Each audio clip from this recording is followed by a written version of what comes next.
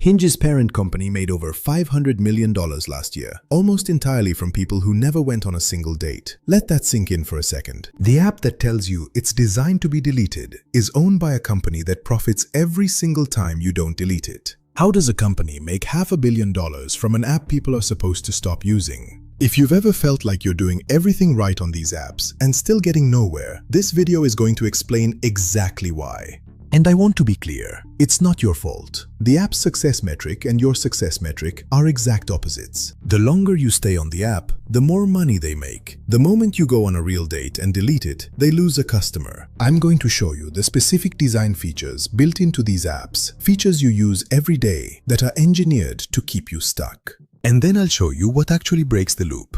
We're going to look at the business model, the UX mechanics, and the psychology they exploit. We'll look at what you can do about it. But first, we have to ask the big question. What if the app needs you to fail? Let's dive in. Match Group owns Hinge, Tinder, OkCupid, Match.com, and several others. In 2023, they reported over $3.1 billion in total revenue across their portfolio. Hinge alone crossed $500 million annually. Their revenue model is subscription-based. Hinge Gold, Hinge Plus, Boosts, Roses, all paid features. The moment you find a partner and delete the app, that revenue stream ends. This is not a conspiracy, it's just incentive math. A company optimizes for the metric that generates revenue. For Match Group, that metric is monthly active users and subscription renewals, not successful relationships. Your goal is to get off the app. Their goal is to keep you on it. These two goals cannot both win at the same time. Match Group's own investor reports describe user retention and engagement as core growth metrics. They do not report successful relationships formed as a KPI, because that number would work against them. Dating apps use the same psychological loop as slot machines. Intermittent reinforcement. You swipe,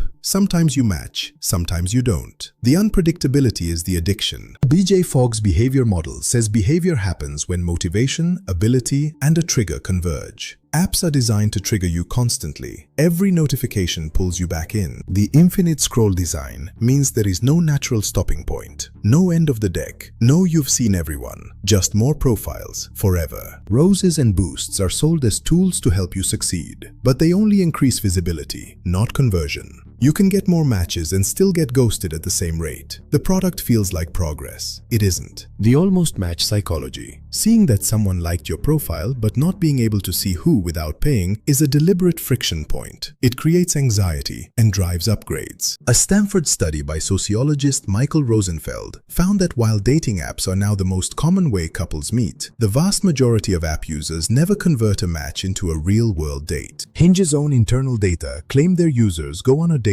every 4 seconds. But that number refers to any date from any Hinge-connected meeting, not conversion rates from matches. The framing is deliberately misleading. The average Tinder user spends 35 minutes per day on the app. That's over 200 hours per year. The average number of dates generated from that time investment for the typical user, far fewer than the time spent would suggest. The key insight: the app is optimized for engagement, not outcomes. Engagement equals time on app equals revenue. Outcomes equals you leave equals revenue ends. This is why you feel like you're working hard on these apps and getting nowhere. You are working hard, but you're working inside a system that isn't designed to reward the work you're doing. The apps create a self-blame loop. When you don't get dates, the app offers a solution. Upgrade your plan, buy more roses, boost your profile. The implicit message is, the problem is you, and we can fix it for money. Research on self-presentation in online dating shows that users consistently internalize rejection as personal failure rather than structural friction. The apps benefit from this. They never say the conversion funnel is broken. They say you need more visibility. The result? Users spend more, stay longer, and blame themselves, while the platform collects the revenue.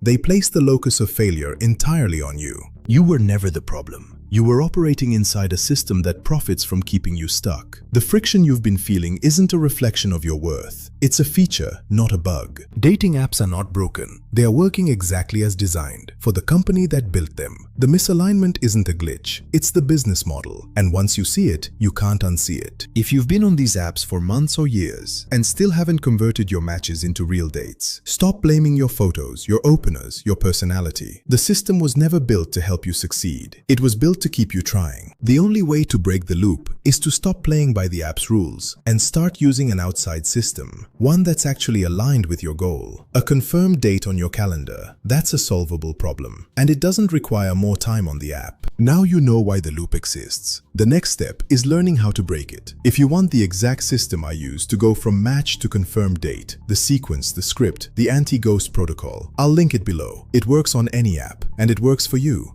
Now here's the new problem. You know the app is designed to keep you stuck. But what about the first message? Most people send openers that feel clever and kill the conversation in under 60 seconds. In the next video, I'll show you why everything you've been told is wrong.